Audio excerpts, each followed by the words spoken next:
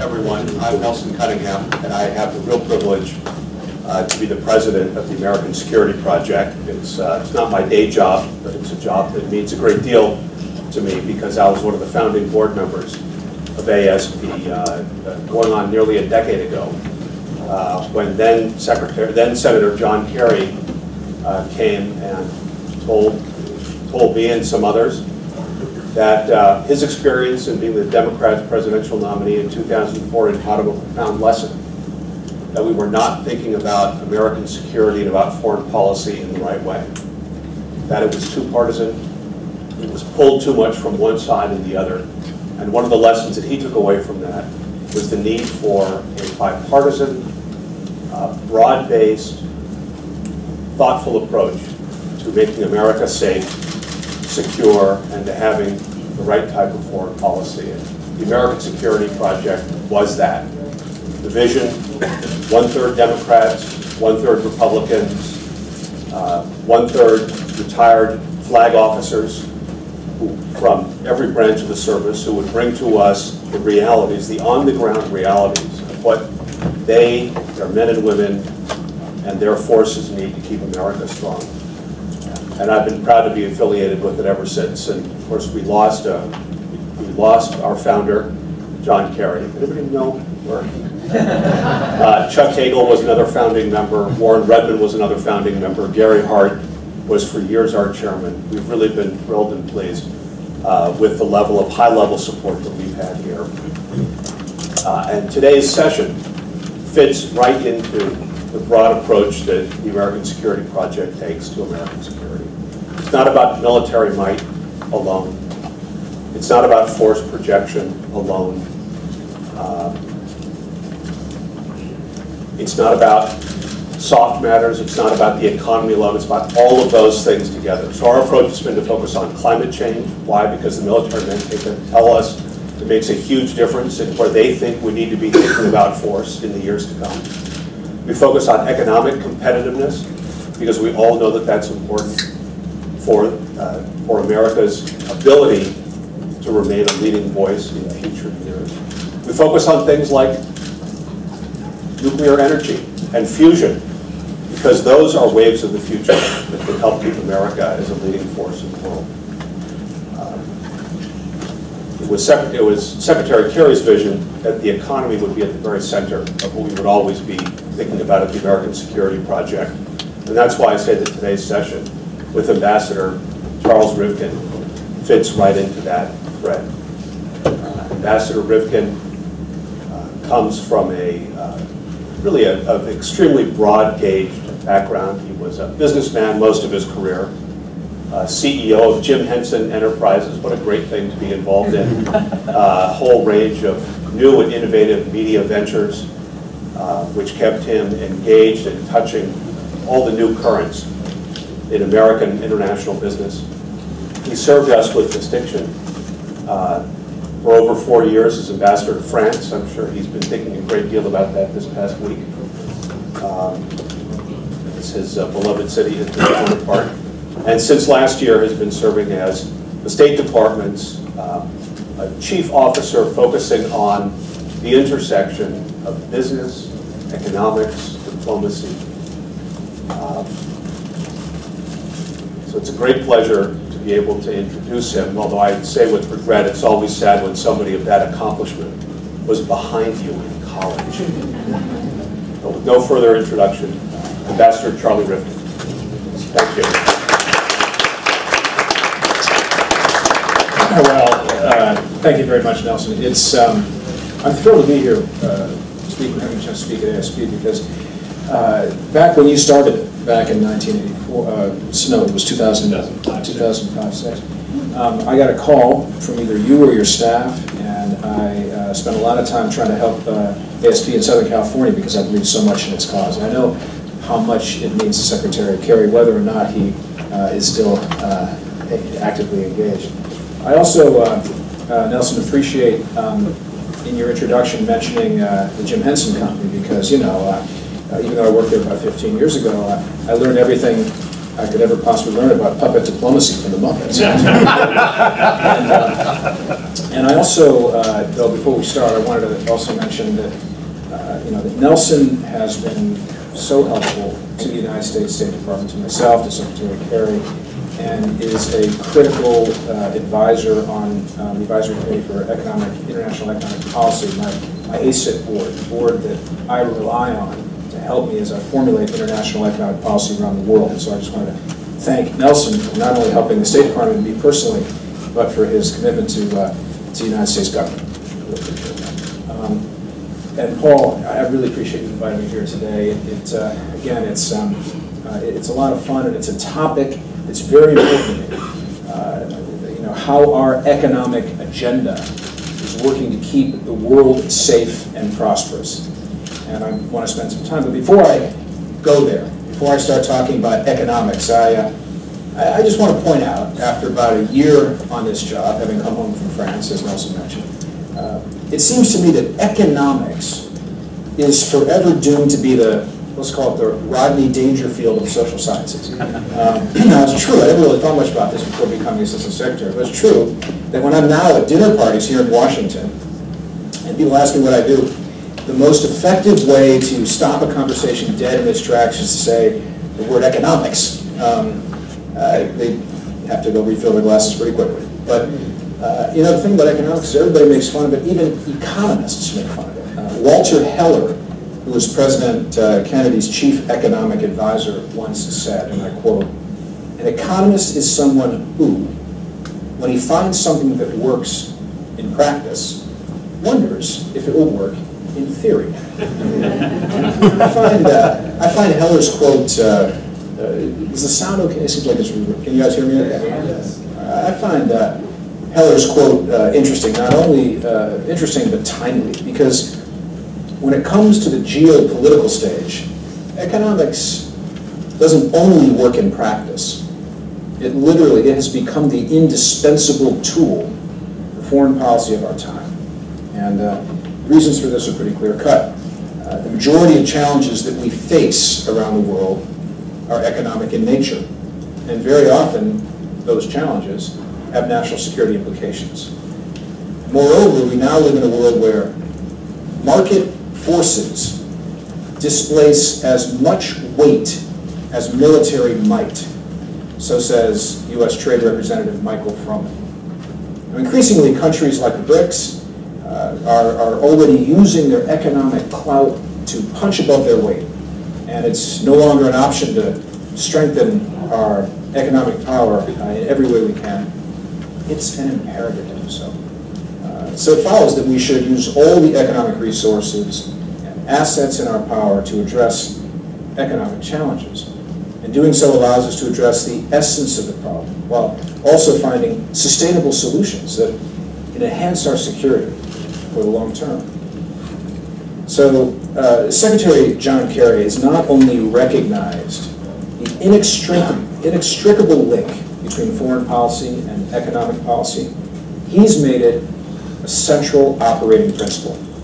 As Nelson mentioned, and as the Secretary often says, economic policy is foreign policy. When John Kerry came to the State Department, the first thing he did when he met with our state officials is he says, I want every single Foreign Service officer to be at his core an economic officer. So I was obviously very proud, and given his philosophy, to be asked to lead the Economic Bureau. But this principle that Secretary Kerry pushes is embodied in everything that we do, including economic sanctions, which are an important weapon in our national security arsenal. I was speaking to some for a few minutes ago over lunch about these sanctions policies. The Economic Bureau, we call it EB, because everything in government has an acronym, as you all know. EB takes the lead for the State Department in these sanctions efforts. Whether we're working to steadily increase the diplomatic and financial costs of Russia's aggressive actions towards the Ukraine, or directing sanctions in more limited ways against countries like the Central African Republic and Yemen. And we're also working closely with key partners and allies to stem the flow of revenues that support the forces of ISIL. EB is the State Department's leading office in many foreign policy matters, including global finance, food, agricultural policy, and loan guarantees. We're the lead negotiator for internet governance.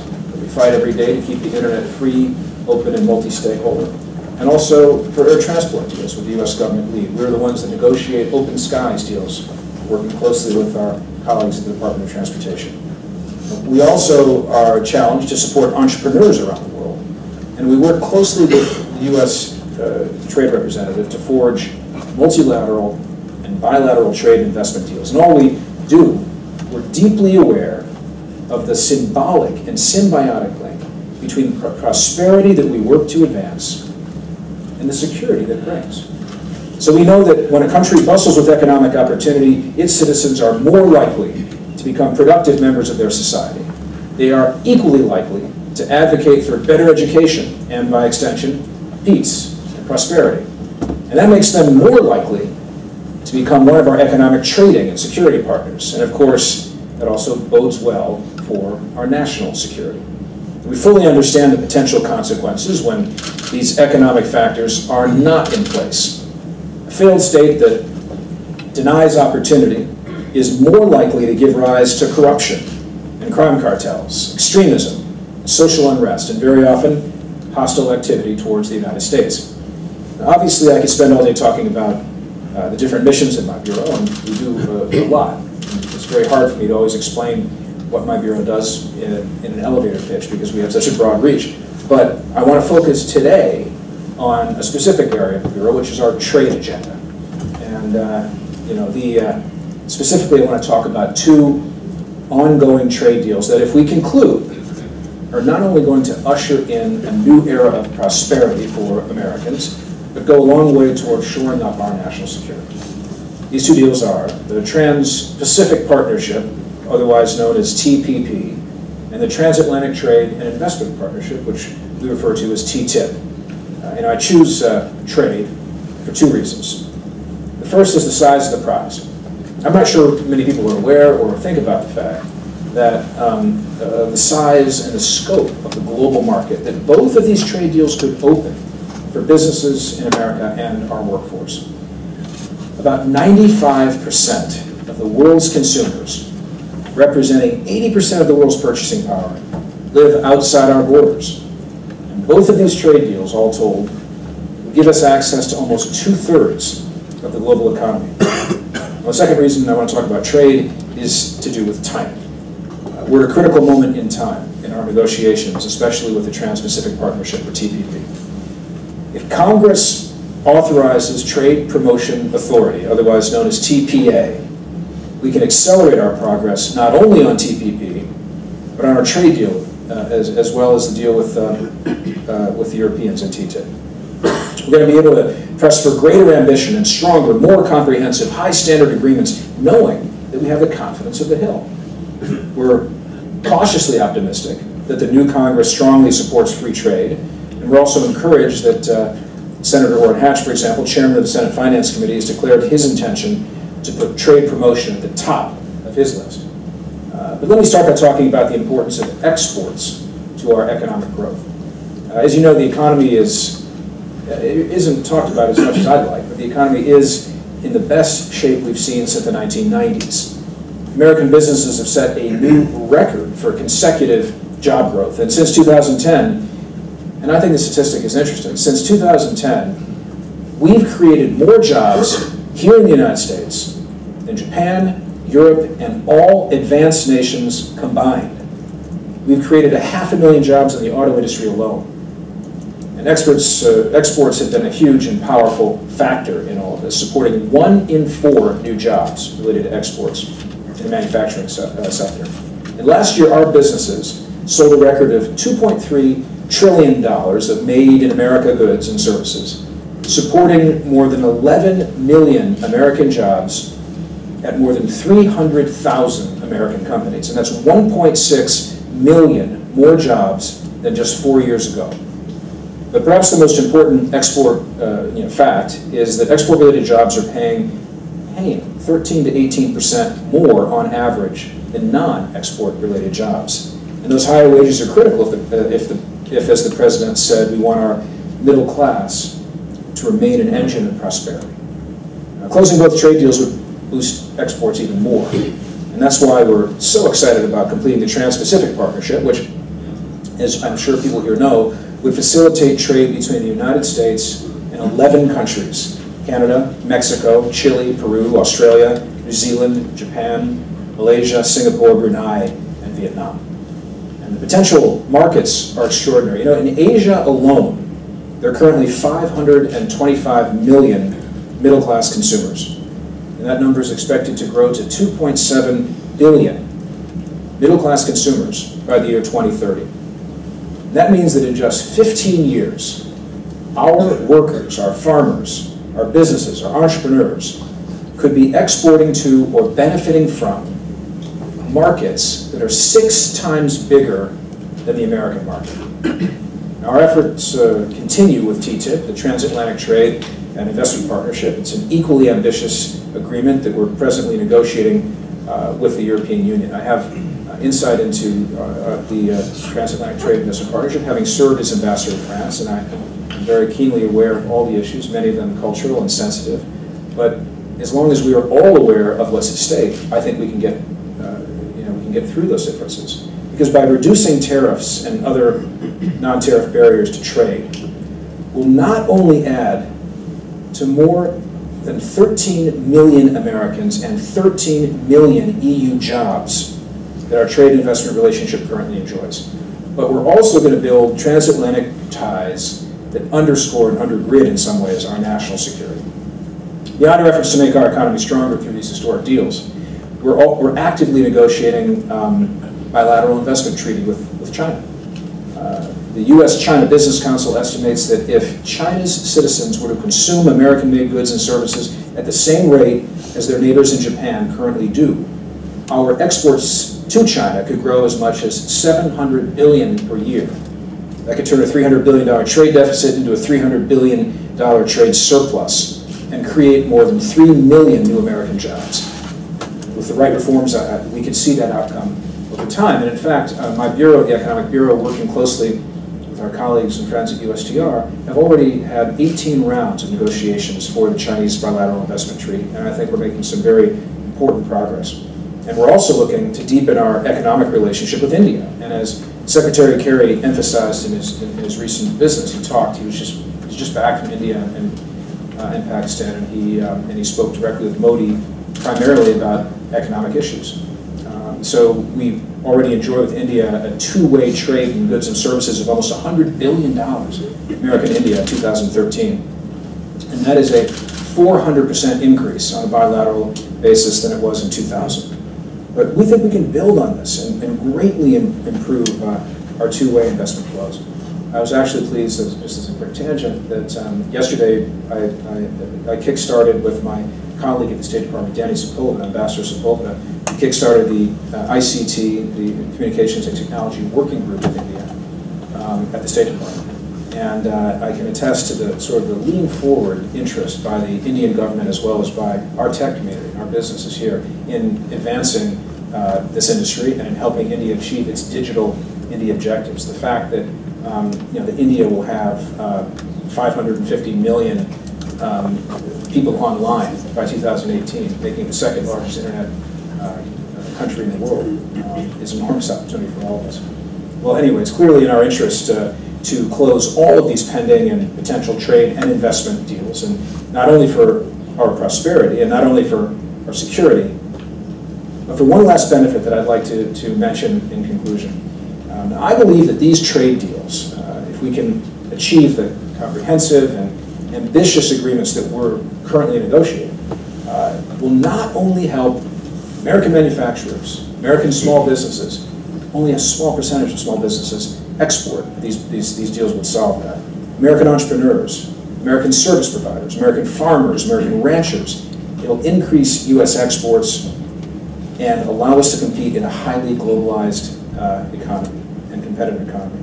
But they're not only going to help create more American jobs with higher earning power, they will help us speak to the size and the value of the economic leadership role that the United States can play and continues to play in the world. That means having the opportunity to set the standards, ladies and gentlemen, that will support the kind of world we want to live in, and not leave it to other nations to do so. especially when it comes to quality of life issues like environmental and labor standards. It means making sure that the most innovative economy in the world, ours, is protected by intellectual property rights and has the opportunity to expand and, as the President also said, to raise standards so that everybody is on a higher but level playing field. Ultimately, it means having the power to help create the kind of world that we want our sons and our daughters to grow in. By definition, that is a more secure world. Now, if you permit me for a second to return to my opening story about the cocktail party conversation, you know, the one that stopped dead when I mentioned economics. Here's what I'd actually like to tell those guys. I'd like to be able to say, but I don't. Economics is the Roman road to our national security. A robust economy at home and innovative economic policies abroad are the most direct route we can take to bring jobs home, strengthen our middle class, and ensure that Americans are safe in sustainable ways. I would then walk away, leaving them either to visualize Roman gladiators or to think about economics as the direct road to a safer and more prosperous world. Thank you very much.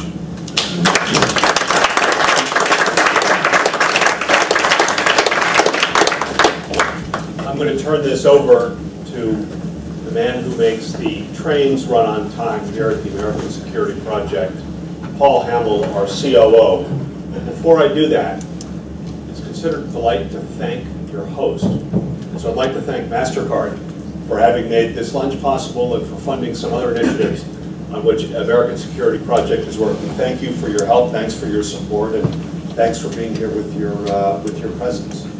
Paul Hamill, our COO.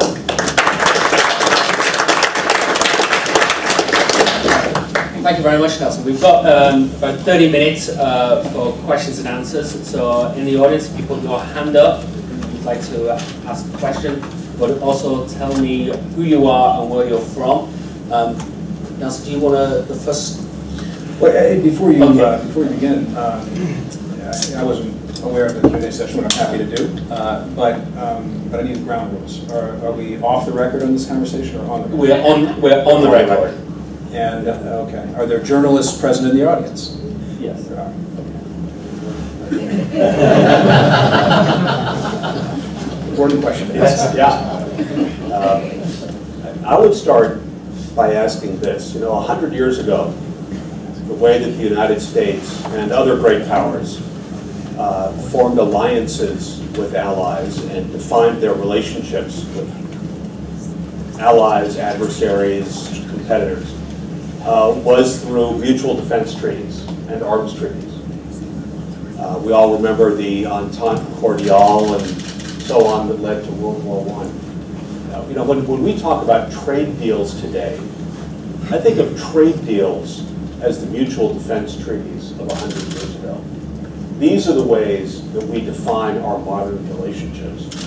And I wonder if, as you would stand there talking to people at your cocktail party, if you talk to them about TTIP as a way to help ensure that the US and Europe were properly aligned, not just with each other, but perhaps against Russia or against a vision of Russia. With that sort of geopolitical, broadening it more geopolitically, that give you another set of tools as you talk about how to sell this to an American public that doesn't really understand how jobs, they think that trade loses jobs and they're not quite sure how it makes us stronger. It's the geopolitics. Nelson, I agree with and disagree with parts of what you said. Where I agree is the modern day treaties that you're discussing, because at the end of the day, it's been said that battleships pull up their anchors. The businesses are there to stay. And if we're investing heavily on both sides with 2/3 of the global economy, and if these deals are done with the vast majority of the economics on this planet, and the American $18 trillion economy is central to setting those rules, setting those standards, and investing, and our companies are present, that's going to lead to a more stable world. And I agree with that. Where I disagree slightly, and with respect, is I don't look at either of these trade deals as being against anybody or anything. So I don't think about Russia or China or other future partners. In fact, you know, this is the beginning. If we are able to close, or I should say when we close, the Trans-Pacific Partnership, with, we're certainly hopeful that with the Trade Promotion Authority, TPA, in Congress, that high standard agreement is going to be open to others. And other economies that are ready to abide by those rules and enter, I think that USTR from it is more than happy to consider those discussions. In fact, some have already expressed interest in joining. It is not against, it is for global peace, global security, and global economic growth.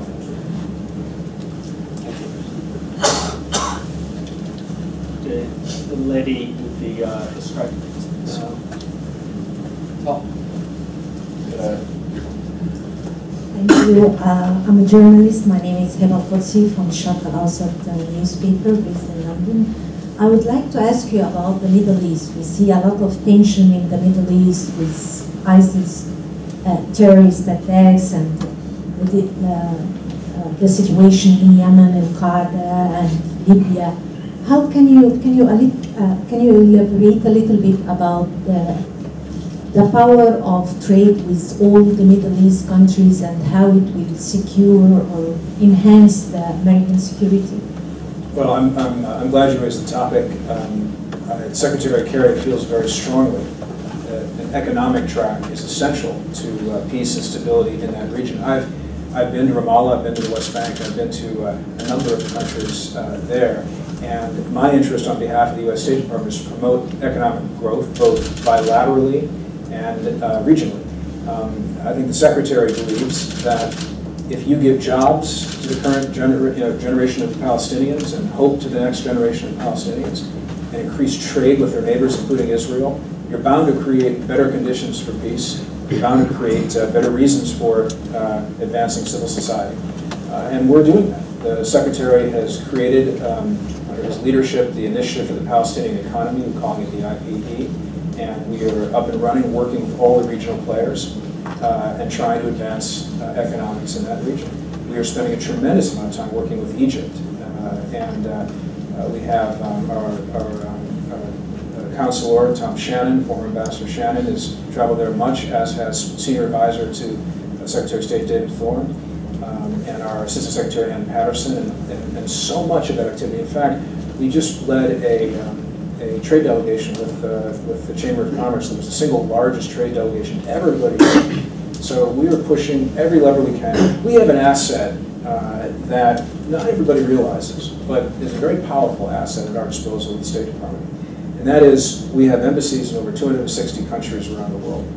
And in those embassies are State Department employees called ambassadors, or chiefs of mission, who have, under presidential authority, chief of mission authority, meaning that an ambassador, I know because I was one, owns the interagency at post and is able to really focus all of the U.S. government activities towards a specific goal.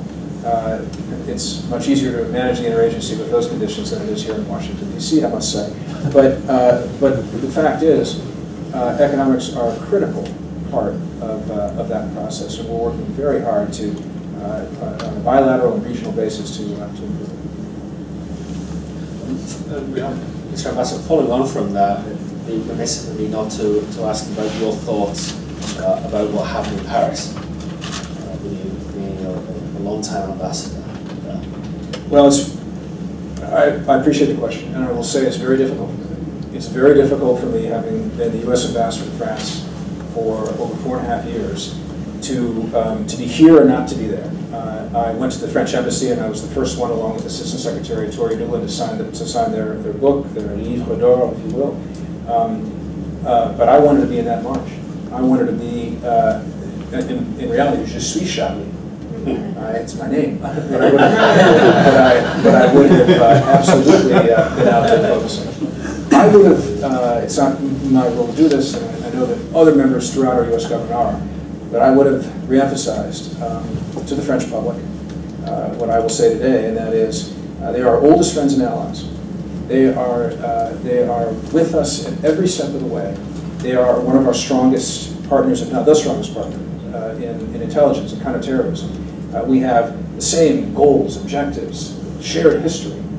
We stand by the French. We will always stand by the French, not only for freedom of the press, freedom of expression, but in a fight against extremism. We stand by their side as proud, long-time, and loyal allies. And it's terrible to see this cowardly activity that's taking place, this murder of innocence. It is very, very difficult for us as a nation to stand by. But we are in touch with the French. We work with them on a daily basis. We have an excellent ambassador there named Jane Hartley. Our Assistant Secretary of State, Tori Newland, is deeply engaged. We're doing everything we can to help. Thank you for those comments. Thank you very much. The question at the back. Thank you. Dante Disparte, I'm the CEO of Risk Cooperative and fellow advisor with the American Security Project. I was wondering, with Cuba's rapprochement with the United States and other countries like Myanmar coming into the fold, into the modern economy, I mean, looking at it from your lens and an economic lens, how do you see that playing out for American business opportunities and for a market of around 12 million people that is largely stuck in the year 1950? First of all, when you said the word rapprochement, it sounds like you're a French speaker. Very pleased to hear that. Je suis Charlie aussi. Voilà. Ils sont tous Charlie, hein? Yeah, exactly. Thank you. All right, so you made raised a bunch of questions. You did mention Myanmar, and so I'll start there if we're going to Cuba. I was in Yangon, I was in Myanmar just a few months ago, and I saw something really extraordinary. And what I saw was the power of American business. Because I believe that we are second to none in corporate social responsibility. And I went to a Caterpillar plant, for example, and I saw these young men and women who had been chosen by Caterpillar to join their workforce. I met this young boy, 17-year-old boy, and he said that his family only had enough money to send one of them to college, and they were going to send his older sister, until they heard about Caterpillar's program. He came in, he turns out to be naturally really good at engineering, and he will have probably even a brighter future than his sister will. Our businesses invest for the long term. Our businesses train. Our businesses engage in capacity building. We engage best practices. Our businesses in so many parts of this planet are the best ambassadors we could ever ask for. And in fact, our department issues the ACE Awards, the Award for Corporate Excellence, every year, highlighting some of those activities. Caterpillar spends $2 million, by the way, in Yangon. And they end up taking about 10% of the trainees, and the other 90% that they spent the rest of the money on are put back into society, trained, able to help develop. That's the American brand. That's how America does business abroad. And it isn't, not every country in the world behaves that way. And I'm very proud of that. And I think we're here to promote that. Likewise, you mentioned Cuba. You may have seen today that the White House released the regulations, the roadmap for how we can engage on a go-forward basis with Cuba. I don't want to go into any detail. These are discussions that are taking place in Congress and elsewhere. But I do see economics in time as playing an important role. There certainly are opportunities in telecommunications that was announced today. And obviously, I don't want to, this is a complicated process, and I don't want to get ahead of the process. But I do believe there will be a role for economics in time. Gentleman at the back. I'm Lakshman of the Hindu newspaper. My question is regarding India, and you mentioned that you'd recently made a trip there. Could you tell us what the U.S. expects from the upcoming visit of President Obama to India in terms of economic diplomacy? Do you see major reforms coming from the Modi government? Could you give us some insights into that? I will say it was my first visit to India. It was absolutely an extraordinary visit for me. I had a chance to see both Mumbai and New Delhi. I made it out to the Taj Mahal for the day, which was on my bucket list. But more importantly, in Mumbai, I met with leaders of the business community, American companies doing business in India who were present, as well as leaders in Indian business. And we spoke about any number of things, our interest in certainly my interest in trying to restart bilateral investment treaty discussions, which is under consideration. There's no news or announcement about that. But I think that if we were to restart, as I mentioned in my remarks, bilateral investment treaty, as we call them, negotiations, it would form the framework for U.S.-India investment and trade. And with the bilateral investment treaty would come a discussion on intellectual property right protection. When I was in India, I met with ministers and I spoke to the press about how enthusiastic I would be if the Indian government would implement the anti-camcording legislation that's currently pending. Right now, if they did that, it would have a big impact on stopping piracy, digital piracy that's happening in the media space. But more importantly, it sends a signal.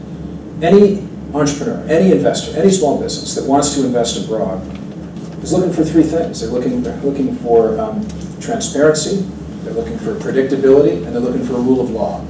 And the more that we can do on a bilateral basis to enhance those aspects, good start is bilateral investment treaty, and the more comfortable everyone in this room is investing. And that goes both ways. So that's certainly my hope as the head of the Economic Bureau at the State Department. And I also suggested that we restart the ICT working group, which I'm proud to say was restarted yesterday. And I think that we can play a huge role in helping the Modi government realize its vision with Digital India. And I think that from what I saw yesterday, we're off to a very, very good start. As far as your question on what the President's objectives are, what the President's deliverables are, I need to refer you to the White House on that because that really isn't my brief. I have, John Kerry was just there with an economic team, and economics were a big part of the discussion, as was national security, because as I say, they are linked. We're going to be pushing very hard at State, working with our friends at USTR, friends at Treasury, to advance these dialogues. The lady at the third row.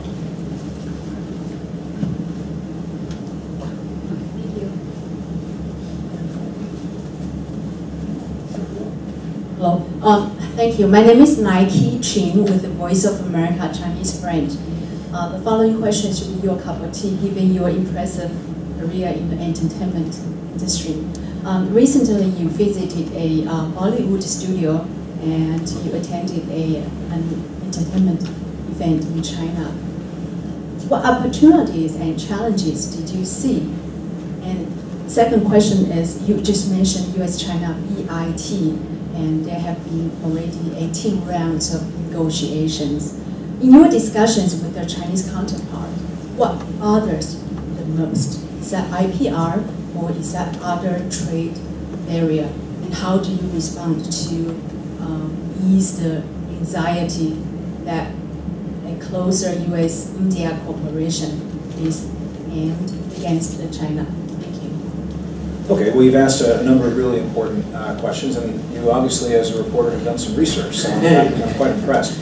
I was in Mumbai visiting a studio, and I was in Beijing at a media event. And I'll tell you, both of those particular ones, divorced from the other parts of your question for the moment, but both of those particular events were about intellectual property, copyright protection, IPR. The reason that protecting intellectual property rights is important, as I said, is that it's the essence of innovation. And if you want to have an innovative economy, the people that are creating products and services need to know that they'll be protected. But it's also in my bureau. I have responsibility for protecting intellectual property rights, working with our friends in commerce and USTR around the world. So in Mumbai, India is it's widely known. Has, in some cases, a different philosophy than America on intellectual property and the need to, certainly in the pharmaceutical space and other areas, there's some intellectual debate. And my objective in India was to find common ground. Bollywood is extraordinary. Bollywood employs hundreds of thousands of people, I believe, indirectly as well as directly. And it is the pride of so many people in India. And Hollywood leads the world currently in my opinion, in creativity and certainly in motion pictures. Let's find things that we have in common and grow from there. So meeting with the leaders of Bollywood and knowing how much they would want to protect their intellectual property that they've created, we have a commonality. So I'm looking to find common ground and then to expand. And certainly Bollywood is 1,000% on our side to push forward this anti-camcorder legislation in India. And I think there's huge opportunities between Bollywood and Hollywood in the future. In China, it was also IPO related. This was put on by the Motion Picture Association of America. And we had an event where we showed, I think it was Planet of the Apes, which is a great movie.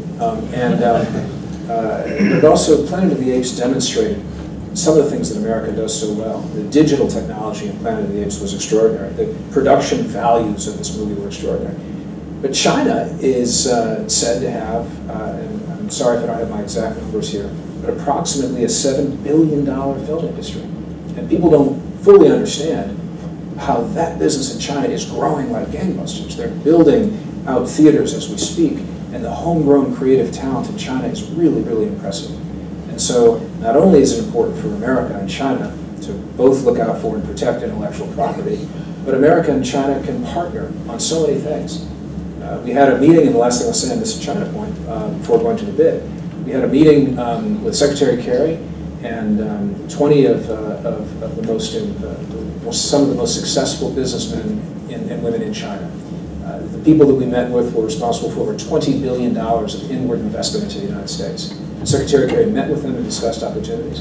And many of them are in the media space. Chairman Wang of Wanda bought AMC Theaters. And the more that China and other countries around the world are engaged in the active creation of intellectual property, the more partners we have around the world in protecting intellectual property. So that's the essence of my objectives in those two places. And then finally you mentioned BID, the BID. I see no reason, once again, as I mentioned Nelson earlier, for it to be counter. I really don't believe this. Our desire to have the #1, currently the largest economy in the world, and currently the second largest economy in the world, to increase their investment activity is a huge objective on its own. The fact that we've done 18 rounds for the bilateral investment treaty shows you the interest. And what are the issues outstanding? They're complex, they're technical, and they're probably not worth going into, certainly in a public forum. But we are actively engaged, and I think both sides are hopeful that we can find a way through. And the India bilateral investment treaty, similarly, the growth opportunities in India, the way that America can participate in India itself, in infrastructure, and to help India realize Prime Minister Modi's extraordinary vision of growth. It stands on its own. This is not India versus China. This is not Russia versus Europe. This is business. This is increasing America's engagement with our friends and our allies around the world in growing economic opportunity and creating jobs in America. Thank you. We've seen over the last few weeks cyber attacks on U.S. companies, cyber attacks on parts of the U.S. government. How does that affect your job?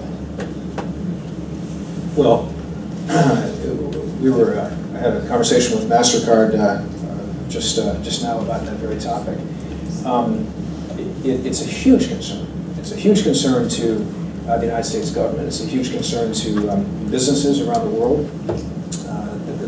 Cyber defense on a commercial level is extremely important, as is cyber defense in government. It is something that all of us need to be very conscious of, and I think everyone wants to learn from whatever lessons we can on attacks in both the public sector and the private sector. We have an area inside the State Department that is all about cybersecurity, led by Chris Painter. We work very closely with other members of the interagency in trying to fight this. It should be of concern to everybody. Specifically about Sony, I'm not the right person to ask about that. It's not where I'm focusing my time. But if any American business is attacked, that concerns me dramatically, and it concerns the U.S. State Department. So we want to do everything we can to help. Thank you. I think we've got time for a couple of questions. There's a lady right.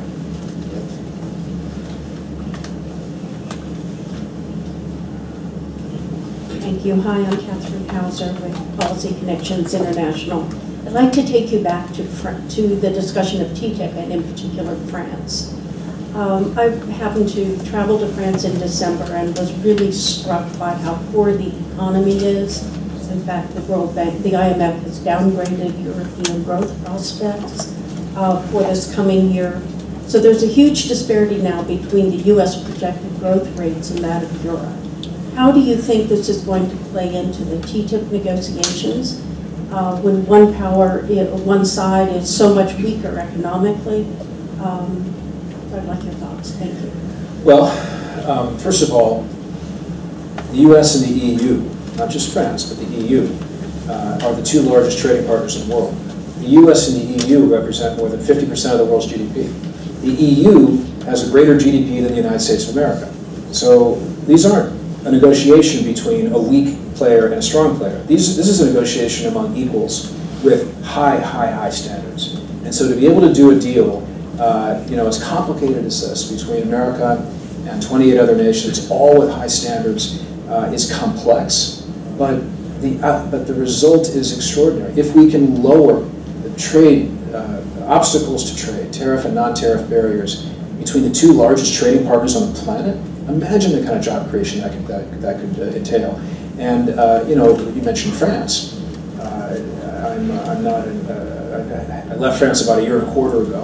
My statistics are probably out of date, but I can tell you that TTIP would go a long way to creating jobs and helping grow the French economy without adding to the deficit.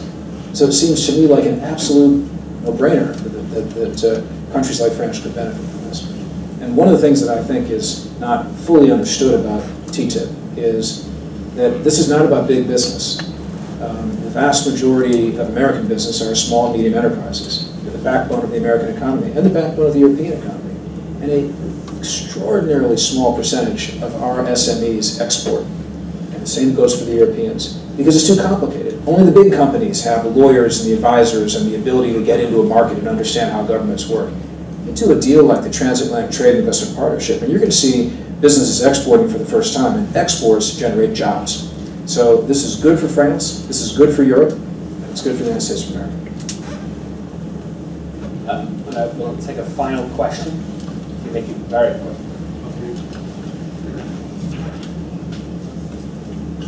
My name is Inayat Kathia, Honorary Consul General for Pakistan in Philadelphia. I'll ask you a very simple question. First of all, I'm very thankful to you that America has been very kind to Pakistan on agriculture, energy, education, and military. Secretary Kerry was in Pakistan, and you mentioned that there are some innovative economic policies.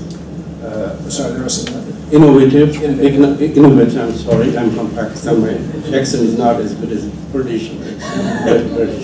Innovative, what are the new table innovation economic policy for Pakistan? Have you ever examined Pakistan's railway system, that people are still traveling on the top of the train? Do they need to fix that one, or do we need a new innovative economic policy? And America has given Pakistan a nanotechnology to work in the universities where else there's no electricity, and all that money that we are giving to Pakistan is somebody looking to see if we are spending all that money to the right place. Well, sir, you ask a fantastic question. I regret, because of my obligations here in Washington, that I was unable to attend this trip with the Secretary to both India and Pakistan. I want to see with my own eyes and meet with Pakistani leaders and better understand the economic opportunities on a bilateral basis and how we can work together to expand trade and investment. I did not make that trip. I have never, I'm sorry to say, been to Pakistan. And as somebody who served as an ambassador, but ultimately is a non-career employee of the State Department, I'm not good at obfuscating, because I haven't had enough years in government to pull this off. I joke.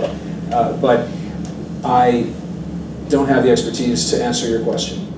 I intend to, but I don't have it right now. So that's the answer, and I look forward to learning more, and perhaps you could work with me in my department to help educate us. Ambassador Rivkin, thank you for coming with us this afternoon. Thanks for rolling with us on the unexpected Q&A. We appreciate that.